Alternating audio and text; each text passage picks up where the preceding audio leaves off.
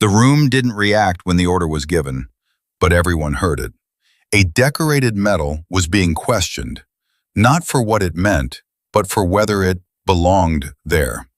She didn't argue, didn't defend it, just reached for it slowly, as if she had already accepted the outcome.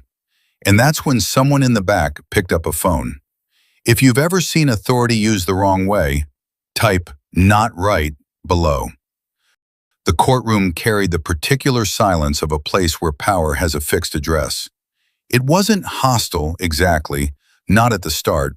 The room functioned the way courtrooms do, with order, with hierarchy, with the quiet understanding that the person at the front holds the authority and everyone else arranges themselves accordingly.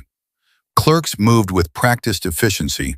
Attorneys sat with the composed stillness of people accustomed to waiting.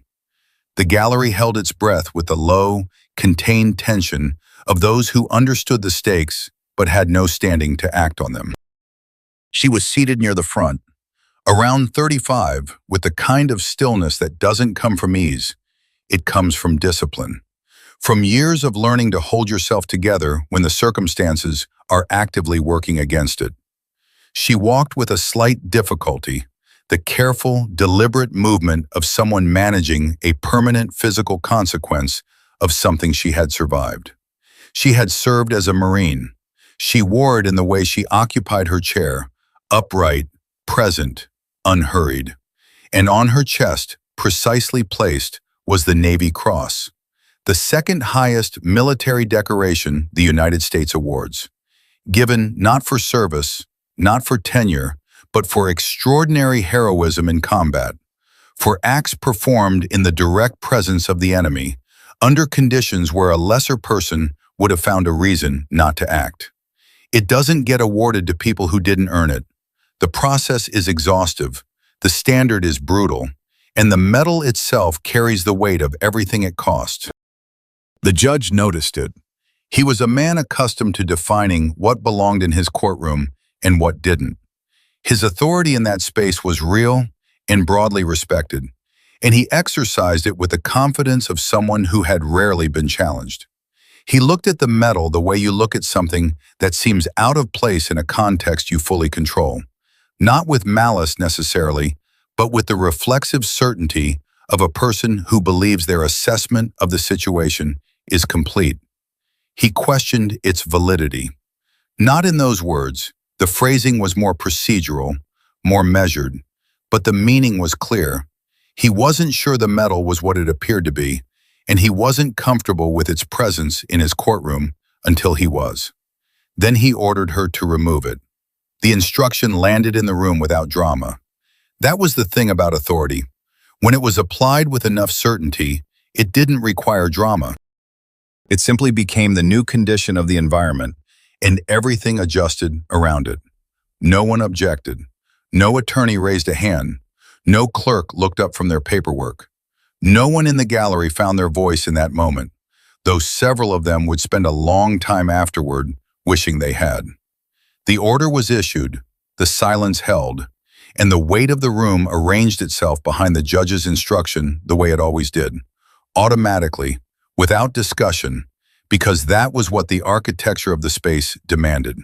She heard the order, she understood it, and she turned, slowly, with that same deliberate composure, toward the medal on her chest. She didn't argue. That was the first thing, and in some ways the most important thing, because she understood the argument.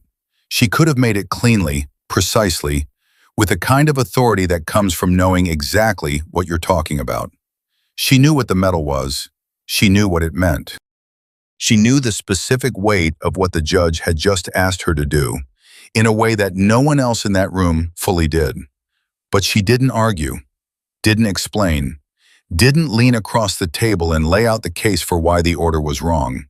She just raised her hand to the medal and stopped, not from hesitation, not from fear. Her fingers rested against it for a moment, just a moment, and in that pause, something happened in her expression that had nothing to do with the courtroom. It was the kind of look that crosses a person's face when they're not seeing what's in front of them, but something further away. something that exists in a different time, a different place, a different quality of light. The weight of it, not the metal, the weight of what it represented, the moment it had been placed there, and everything that had made that moment possible. Faces she still carried, names she still knew. The particular silence of a situation where someone had to make a decision in a fraction of a second, under conditions that stripped away everything except the choice itself, and someone had made that choice, and it had cost them, and she had been there, and she had lived, and they had given her this. She was not removing a piece of metal. She understood that. The judge had reduced it to a piece of metal, not cruelly perhaps, but certainly. And the thing about that kind of reduction is that it doesn't require cruelty to cause damage. It just requires the authority to make your interpretation the operative one, and the willingness to use that authority without fully accounting for what you don't know. The hardest thing isn't losing something, it's watching it be misunderstood. If you've ever stayed silent when you shouldn't have had to, type "say nothing" below. The courtroom waited. A few people in the gallery shifted slightly, the small, involuntary movement of people watching something that makes them uncomfortable without giving them the means to do anything about it. A couple of attorneys exchanged a glance. Brief, unreadable, the kind of communication that happens between people who recognize a situation they're not going to intervene in, for reasons that may or may not hold up later. She stayed silent because she respected the institution of the room, even when the institution was failing her. That distinction mattered to her.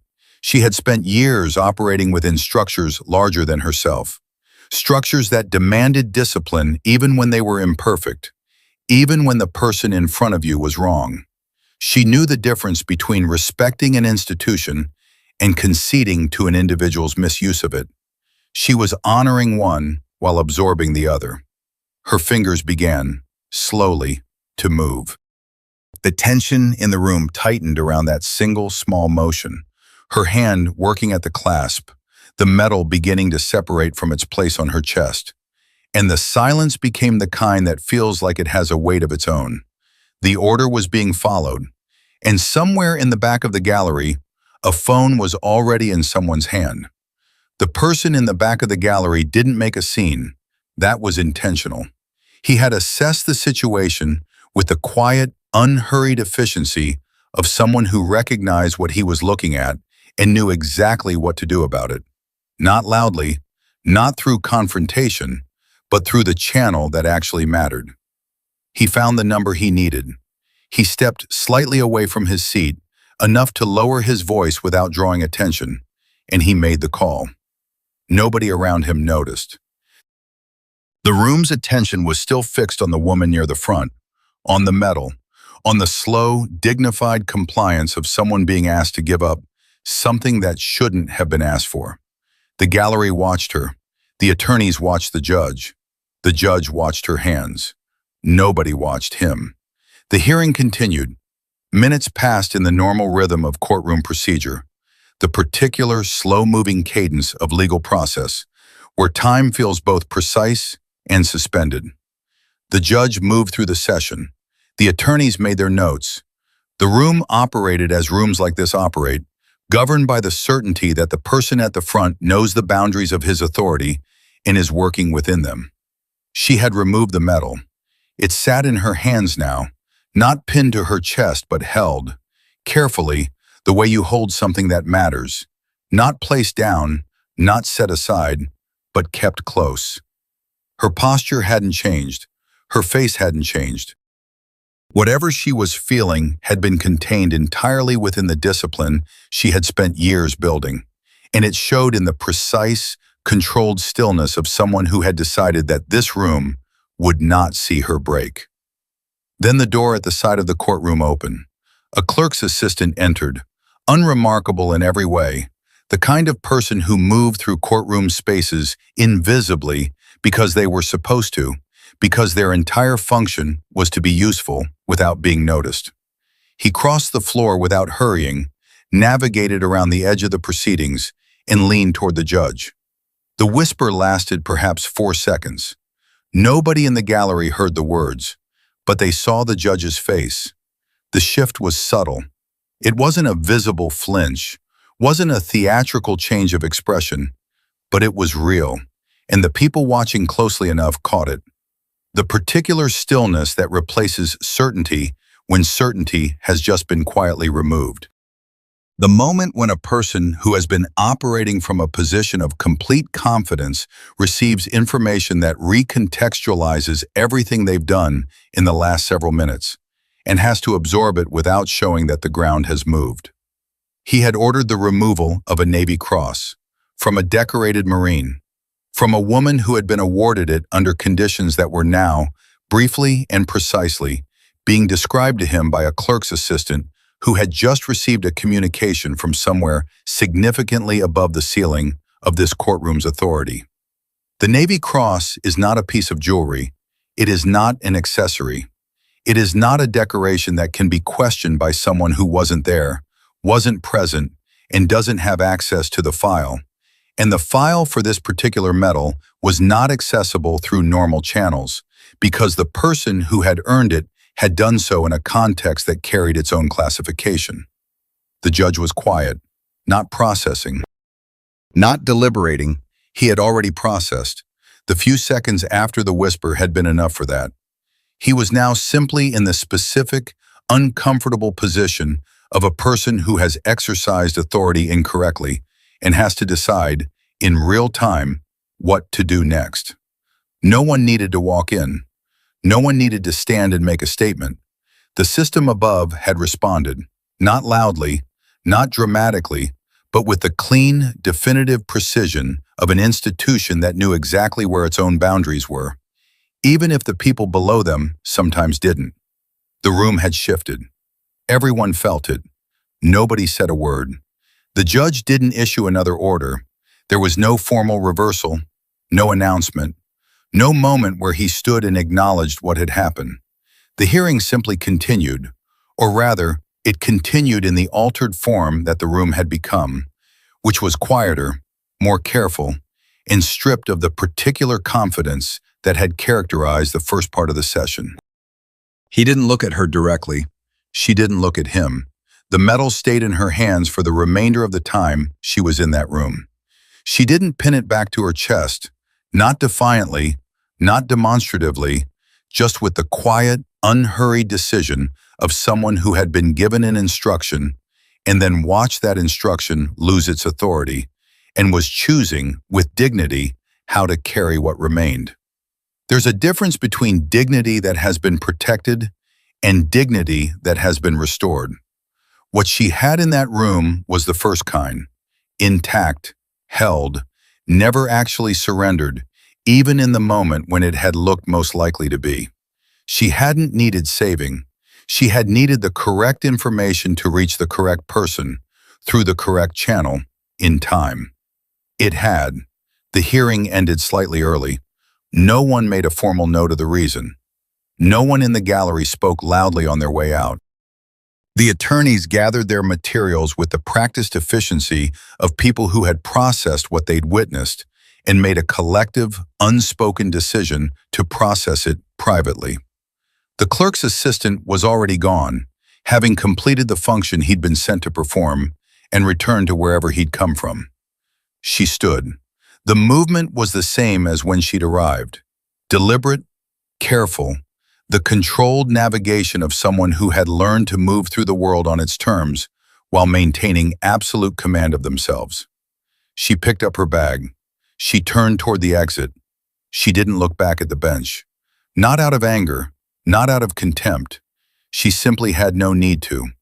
Whatever had happened in that room had already been fully accounted for, by her, by the system that had responded, and by the quiet reckoning that the judge was now left to conduct privately, without an audience. The door closed behind her. Authority doesn't make something right. It just makes the mistake louder. And sometimes the consequences don't arrive with noise. They arrive with certainty, delivered quietly, through proper channels, to the person who needed to hear them most. The medal never stopped meaning what it meant. It had simply been briefly placed in a room that wasn't built to hold that kind of weight. And the room had found that out the only way rooms like that ever do. Too late and without warning. Subscribe to Steel Heart Stories, Emma, for more stories where the truth doesn't fight back. It simply outlasts everything else.